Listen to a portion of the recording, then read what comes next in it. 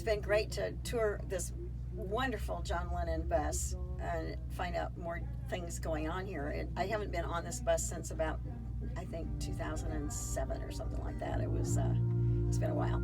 So it was great to talk to you a couple days ago and get a little insight as to what's been going on. And I understand you also have one in England. That's right, yeah. So the John Lennon Education Tour Bus has been running in the United States for 22 years. It started in 1998, and we launched Europe in 2013. We did a big event in Liverpool, of course, and it travels all over Western Europe now. Because it's affiliated with Yoko Ono. She's there in England, right? She's still living in New York City. Oh, okay. But she is beloved in Liverpool. I bet. She does a lot of great work there, sponsors schools, and they just adore her there. I bet.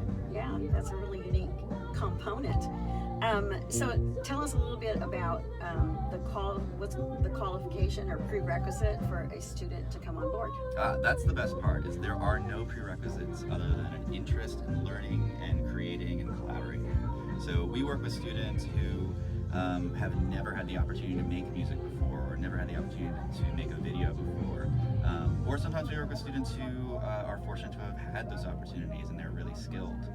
And in a typical day, we're working with a group of 8 or 10 kids, and they span that entire experience range. So you have some kids who have never played before. We have some kids who have played music, but they've never written a song. Some kids who have written a song but never recorded it, or at least not with professional engineers helping.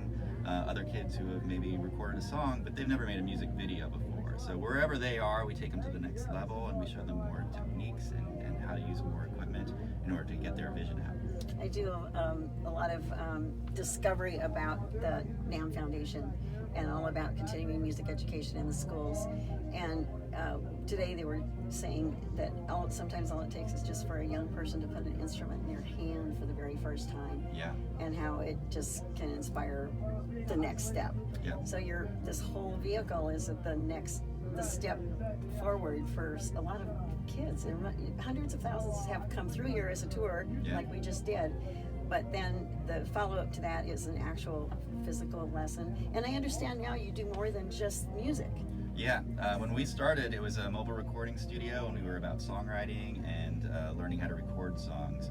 In 2001, we added videos. We were really ahead of the curve on that, and that's when it blossomed into this create an original song and make a music video project.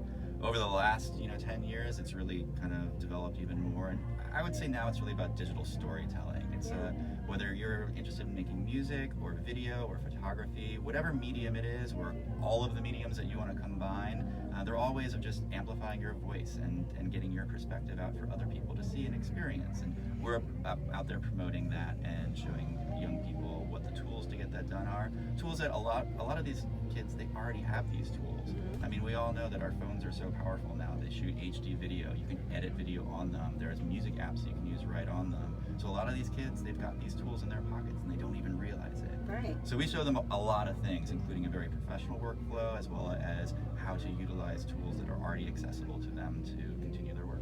It's so exciting. Storytelling is from a social media perspective, is one of the best tools there is to get messages out. In fact, if you sometime in the future, we could maybe talk to a student who's gone through the program. Yeah. And I think it'd be an inspiration, because a kid talking to a kid sometimes really helps a lot.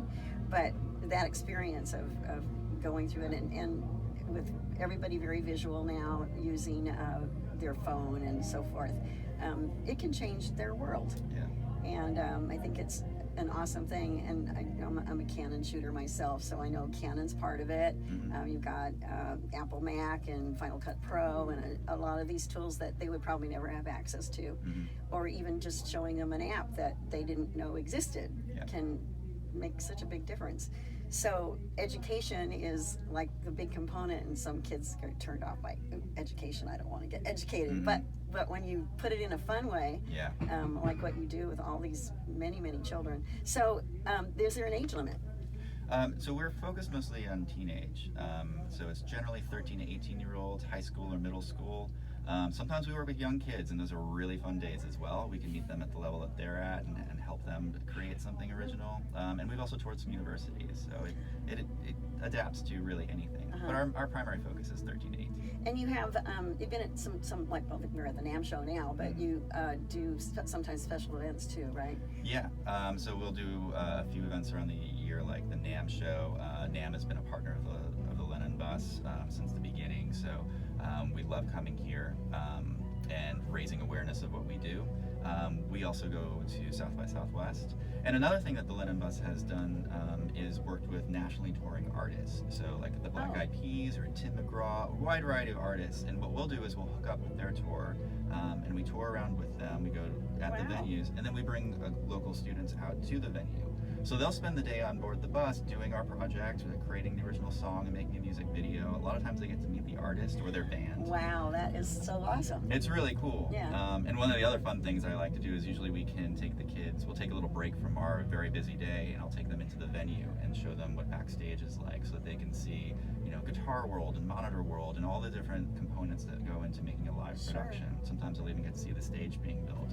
And it's really eye-opening because I think that a lot of students that are interested in careers in music have no idea, or in careers in video as well, have no idea what those opportunities are, and they may go to a concert and they see Taylor Swift on stage and they think that's, it's Taylor Swift, this is the whole concept of it.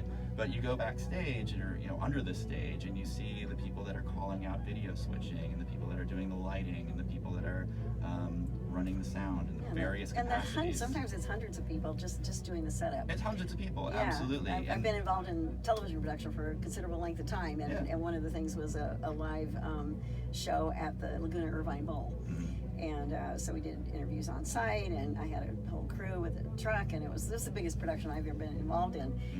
But to start from the very beginning with nothing in there, and then as things just keep advancing, and the musicians start coming, and the sounds in the facility, and it's an amazing thing. And I think I have a stage thing. I just am enamored with that kind of process.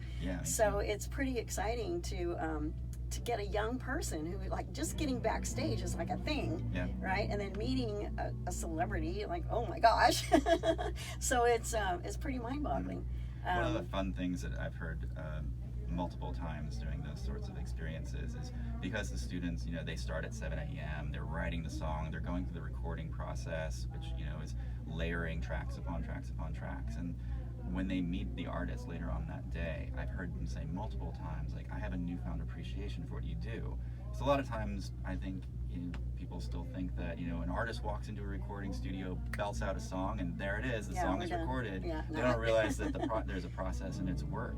And so after going through the process themselves, they have a newfound appreciation for what it takes. And they also get to experience that, there's a producer, and there's an engineer, and there's a vocal coach, and there's all of these people who are participating in the process. And those are all opportunities that are out there for young people. Exactly. Yeah, and anybody who's new to NAMM can see how vast the music world is.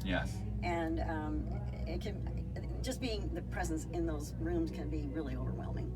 But no one ever can forget their very first NAMM show. It's like, whoa!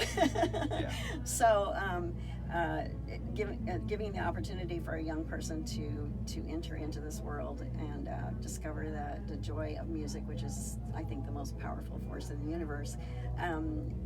You must be pretty stoked to be able to do this kind of thing and engage with these kids. Is there any one particular student that just stands out that you like, oh my God, that was so amazing? Or are they all? I'm sure. There's a lot of experiences like that. It's hard to pick out a single one. It's funny, since I'm just in the last couple of days since I met you, we did have a student come by who was on, he must have been on board the bus in 2005 or 2006. He was like 11 at the time. He's in his early 30s now. And he's putting out music, and he has like millions of followers. How awesome is that? He came by and he was like, I just want to show you my latest tracks and all the responses I'm getting. I'm like, wow, this is really cool. Yeah, it's amazing. Oh, that's a neat story. I'm glad that you got connected with that. Maybe we can talk about that later. Yeah, that's definitely. Very cool. Yeah. All right. Well, thank you so much for your tour. We really appreciate your time. My pleasure. And it's been a pleasure talking to you today. Thank you, Terri. All right, and thank you all for watching, and I hope you're inspired to make contact. We didn't mention that, of course, there's a wonderful website for johnlennonbus.org. It's lennonbus.org. Oh, excuse me, lennonbus.org. Mhm. And so you can make contact there, and if somebody's interested in doing a booking, that's where they go, correct? Yep. lennonbus.org. You can see the bus, you can see the schedule. There's links to our YouTube channel where every single one of the videos that are created on board the bus are posted. And there's also a link there to request the bus. So if you're a school or an event, a community organization, and you want to have the bus come, find that link and request us. Yeah, and it's not limited to a particular city, because you were telling me that you start from the NAMM show and progress across the United States. Yep. For about 9 months. Yep, through And- November in general, yeah. So, Uh-huh. and we have certain events that are booked in far in advance, and then there's a lot of gaps in between those events. So please go ahead and request the bus. There's a lot of requests, but if it works out in our schedule, we may be seeing you sooner than you think. And that would be very cool. It'd be cool to have you in Orange County, maybe. That would be Absolutely. a really great thing. Yeah. So thanks again, and it was nice talking to you, and thank you for watching.